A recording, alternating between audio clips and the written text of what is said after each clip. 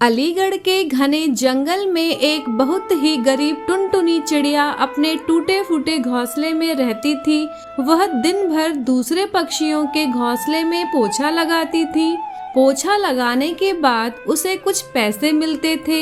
उन्हीं पैसों से शाम को आधा पेट खाना खा पाती थी। पड़ोस में रहने वाले पक्षी टुनटुनी चिड़िया को पसंद नहीं करते थे। जब जब टुनटुनी चिड़िया उनके पास आती तो वह वहाँ से चले जाते। अरे ये चिड़िया यहाँ क्या कर रही है? जल्दी सारे पक्षी यहाँ से चले जाओ, वरना उससे बात करते हुए यदि हमें किसी ने देख लिया तो हमारे बारे में क्या सोचेगा? हाँ पिंकी, तुम ठीक कह रही हो।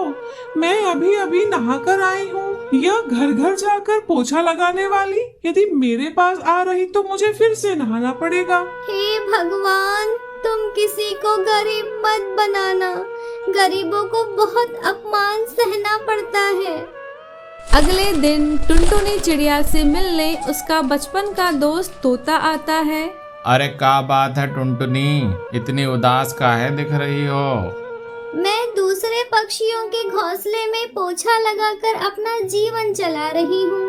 यह देखकर पड़ोसी घोंसले के पक्षी मेरे पास नहीं आना चाहते। मुझे दूर से ही देखकर भाग जाते हैं। अरे जाने दो उन पक्षियों को। मैंने सुना है कि जंगली अखबार कार्यालय में अखबार बांटने वालों की जरूरत है। तुम तुरंत वहां चली जाओ, तुम्हें नई नौकरी मिल जाएगी। टुनटुनी चिड़िया को अगले दिन से अखबार बांटने की नौकरी मिल जाती है और वह दूसरे पक्षियों के घोंसले में अखबार बांटने का काम शुरू कर देती है।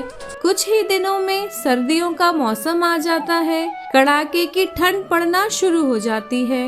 मौके का फायदा उठाकर कालू कौवा गर्म कपड़ों की दुकान लगा लेता है। गर्मा गर्म कपड़े ले लो, गर्मा गर्म कपड़े ले लो। जंगल के पक्षियों को कड़ाके की ठंड सहन नहीं हो पा रही थी। वह कालू कौवे के पास जाकर गर्म कपड़े खरीदने लगते हैं। क्या यह स्वेटर 5000 का है? हाँ, यह स्वेटर बड़े ही स्पेशल ऊन से बना हुआ है और मैंने बहुत दूर शहरी जंगल से इस स्वेटर को लाकर यहाँ बेचने लाया है। तुम्हें पता है कितनी मेहनत लगी है मुझे इतने दूर से स्वेटर लाने में। तुम्हें खरीदना है तो खरीदो, वरना यहाँ से चले जाओ। कालू भैया, आपने तो इस कड़ाके की ठंड में हम पक्षियों को मुसीबत में डाल दिया है। आप तो हमें लूट रहे हैं। पक्षियों को मजबूरन कालू कौवे से उसके मुंह मांगी दाम पर स्वेटर खरीदना पड़ता है।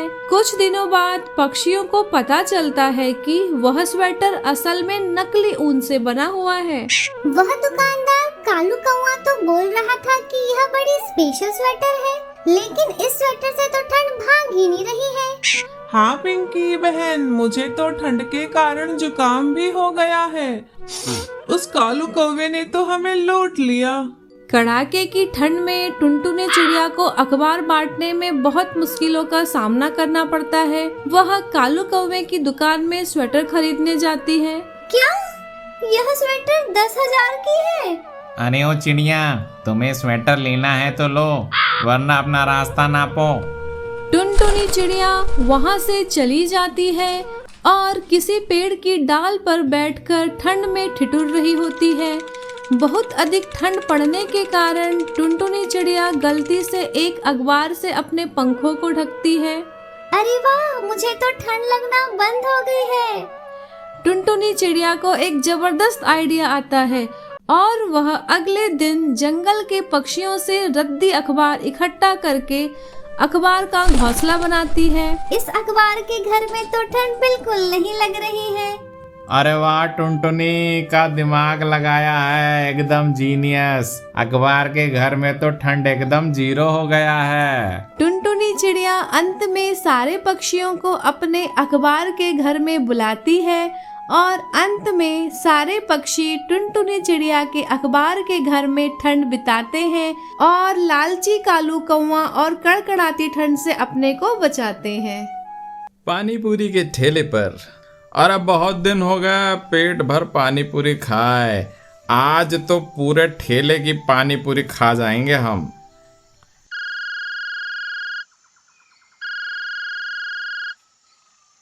हेलो डिटेक्टिव रानी, मेरी बच्ची पिंकी चिड़िया को किसी ने किडनैप कर लिया है। चलो बनारसी बाबू।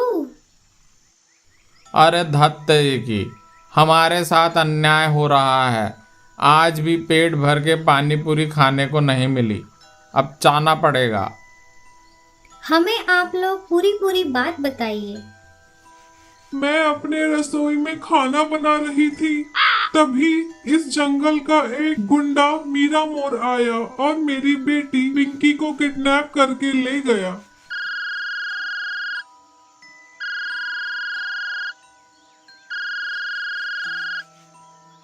यदि तुम अपनी प्यारी चिड़िया को सही सलामत चाहते हो तो 50,000 रुपए लेकर शाम को 4 बजे तक तैयार रहना। ठीक है, तुम्हारे 50,000 रुपए तुम्हें मिल जाएंगे, बस मेरी प्यारी बेटी पिंकी को कुछ मत करना। अरे कितने शर्म की बात है, ये सब हमारे सामने हो रहा है। पिंकी को घोंसले के अंदर से किडनैप किया गया था या घोंसले के बाहर से किडनैप किया गया था? घोंसले के बाहर से। क्या पिंकी के चिल्लाने की आवाज किसी ने सुनी थी? मैं तो रसोई में खाना बना रही थी। मेरा मतलब है कि घोंसले के बाहर किसी ने पिंकी के चिल्लाने की आवाज सुनी थी? नहीं, किसी ने नहीं सुनी। ये तो बड़ी अजीब बात है। इस पेड़ में इतने सारे घोंसले हैं और दिन दहाड़े पिंकी को किडनैप कर लिया जाता है और किसी ने पिंकी की आवाज तक नहीं सुनी। ऐसा कैसे हो सकता है? बनारसी तोता घोंसले के बाहर आता है और धीरे से डकार लेता है। सारे पड़ोसी निकलकर बनारसी को देखते हैं। कितना बदतमीज तोता है। बनारसी तोता तुरंत अंदर आकर बोलता है, अरे सुंदरी जी, आप झूठ बोल रही हैं। यहाँ तो डकार की आवाज भी सब घोंसलों में जा रही है। ये आप क्या कह रहे हैं? आपकी बेटी पिंकी को इस घोंसले से किडनैप नहीं किया गया है, कहीं और से किया गया है। इतने में वहां किडनैपर मीरा मोर आ जाता है। सुंदरी मैडम, आपकी बेटी। वाह, हमारा इतना डर कि मुजरिम खुद आ गया गिरफ्तार होने। मीरा, मेरी बेटी कहाँ है? वो आपकी बेटी को। ये सब क्या हो रहा है? डिटेक्टिव रानी ठीक कह रही है। मैंने ही पिंकी का झूठा किडनैप मीरा मोर से करवाया था। आपने ऐसा क्यों करवाया? ये अपने बिजनेस में बहुत बिजी रहते हैं। मैंने और पिंकी ने सोचा था कि इस बहाने वो हमें कुछ समय दे पाएंगे। मीरा मोर, मेरी बेटी कहाँ है? आपकी बेटी को इस जंगल का सबसे खूंखार कातिल लक्का चील उठाकर ले गया है। सुंदरी यह सुनकर तुरंत बेहोश हो जाती है।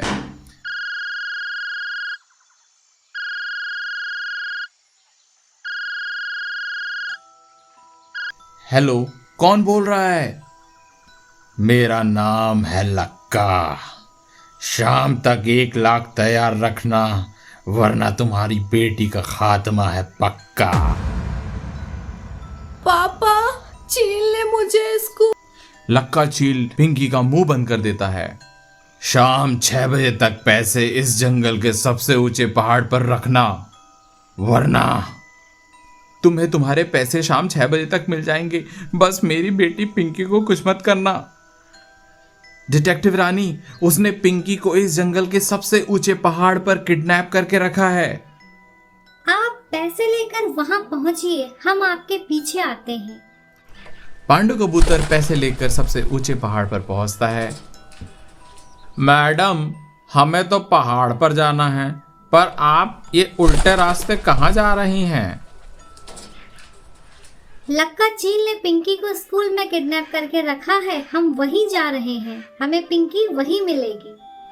रानी चिड़िया इंस्पेक्टर डुग्गू को बुलाती है और लक्का चील को जेल में बंद करवा देती है। वाह रानी मैडम, आपका जवाब नहीं। अच्छा हुआ आपने लक्का चील को तुरंत पकड़वा दिया। आप जानती थी कि पहाड़ से लक्का चील पैसे लेकर पिंकी चिड़िया को खा जाएगा और पिंकी चिड़िया इन्हें नहीं मिलेगी। लक्का जी, अब जेल की हवा खाइए। और इस प्रकार रानी चिड़िया और बनारसी तोता एक और केस सॉल्व करते हैं और जंगल में शांति स्थापित करते हैं।